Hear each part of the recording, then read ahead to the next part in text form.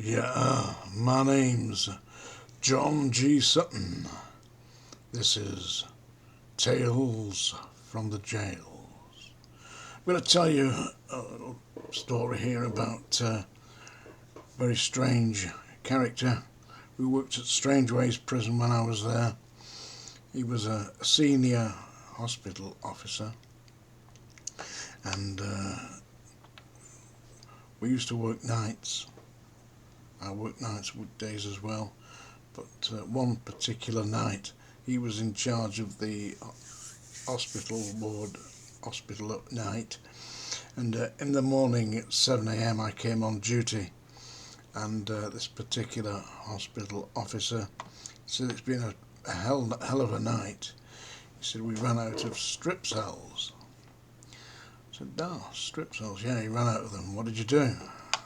He said, well, I had to double them up. I said, I don't quite follow you. So he opened the cell up there in the strip cell, padded walls and all the rest of it, were two naked men, both doped up. They'd been given the liquid cosh, syringe full of chlorpromazine into the jacksie, the pair of them flat out on the floor. You can imagine that. Imagine waking up in a padded cell, looking round and see there's another naked man about 2 or 3 foot away from you. That guy was nuts. He got a right bollocking for that. But I had to take over from him, you see, in the morning at 7 o'clock.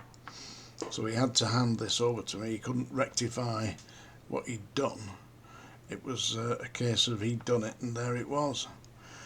So imagine doubling up the strip cells.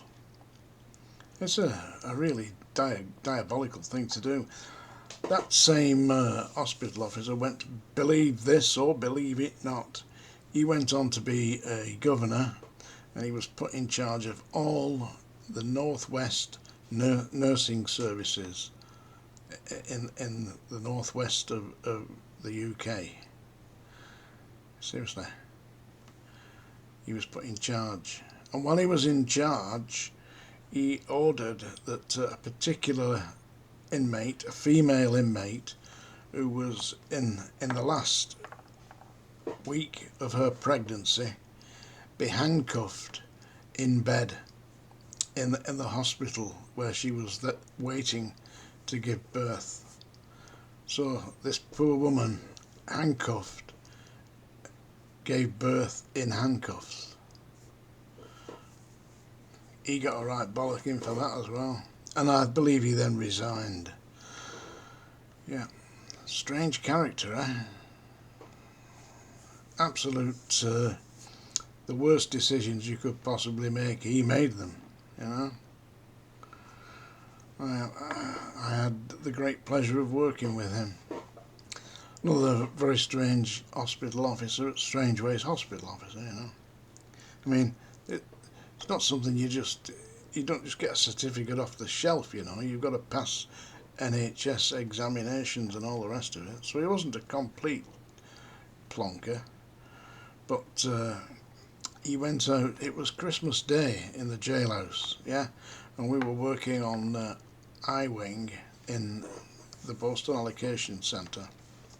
Had a clinic there, and there were 2 of us in the clinic, and we prepared all the syringes and everything for the diabetics, and all the medication was laid out ready to administer to the inmates at mealtime. It'd be about 3:30, 4 o'clock when we were going to give them the medication before they went for the meals, you see.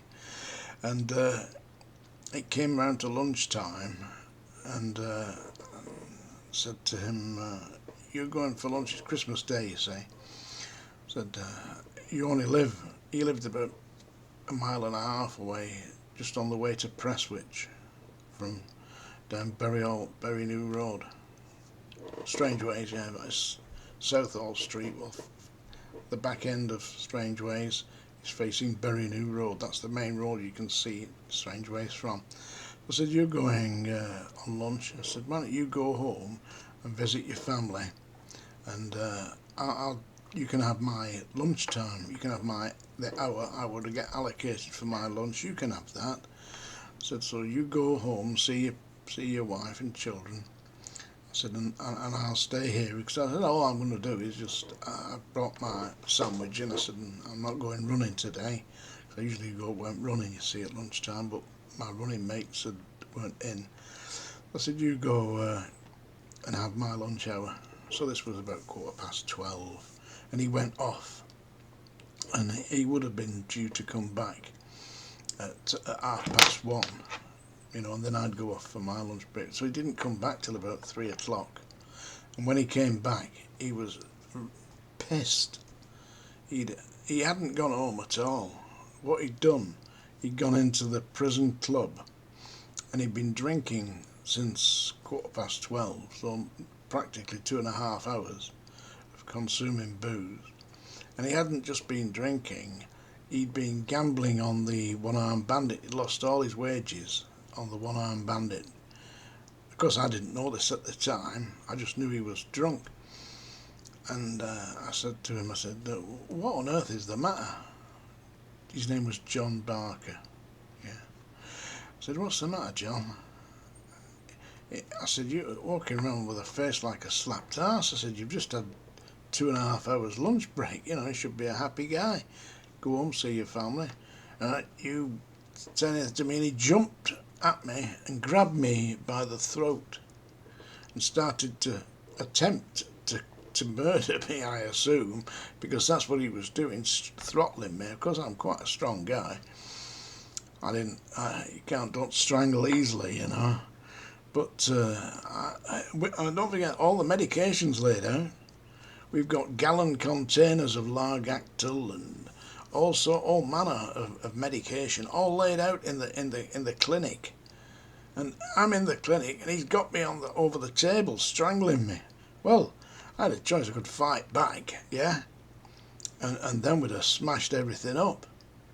So I thought, I won't do that. I'll just protect myself here as best I can. So I kind of just kept him off me, a little bit.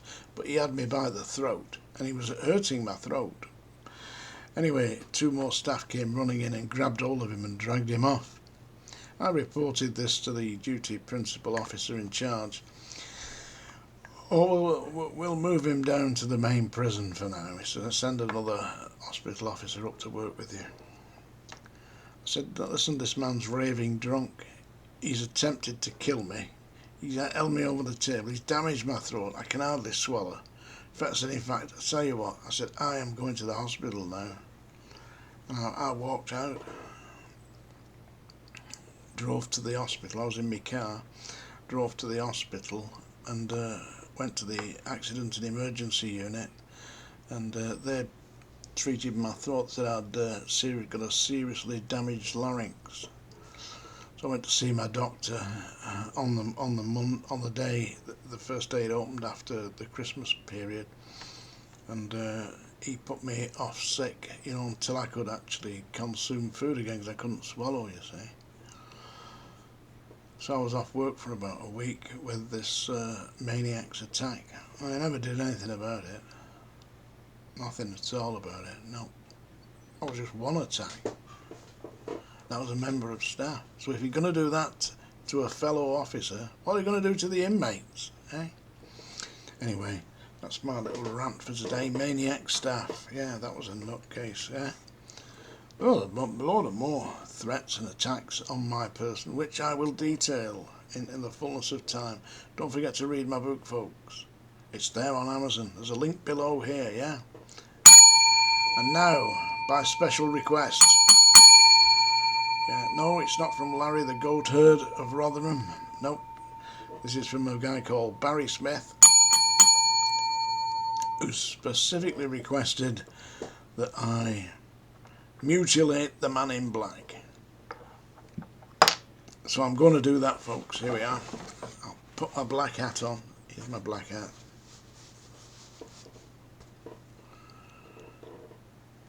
Are you ready? I'm going to do the Johnny Cash Man in Black song. You've been warned. That's the end of the song, dear. If you're still around now, you're asking for it. So I'm going to attempt to sing this in a certain way, of course, you know. Well, you wonder why I always dress in black, why you never see bright colours on my back, and why does my appearance seem to have a sombre tone? Well, there's a reason for the things that I have on. I wear the black for the poor and beaten down, living in the hopeless, hungry side of town. And I wear it for the prisoner who has long paid for his crime. Aye, yeah, Charles Bronson. But he's there because he's a victim of the time.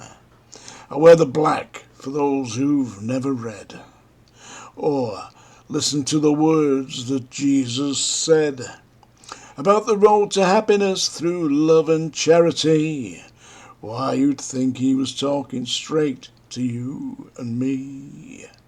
Well, we're doing mighty fine, I do suppose, in our streak of light in cars and fancy clothes. But just so we're reminded of the ones who are held back, up front there ought to be a man in black. I wear it for the sick and lonely old, for the reckless ones who've bad trip left them cold. I wear the black in mourning for the lives that could have been. Each week we lose 100 fine young men, and I wear it for the thousands who have died, believing that the Lord was on their side. I wear it for another 100,000 who have died, believing that we all were on their side.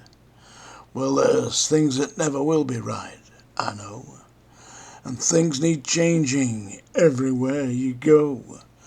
But till we start to make a move, to make a few things right, you'll never see me wear a shirt of white. Oh, I'd love to wear a rainbow every day and tell the world that everything's okay. But I'll carry off a little darkness on my back till things get brighter. I'm the man in black. There you go. The Man in Black. Hope you enjoyed that. Tales from the Jails with John G. Sutton.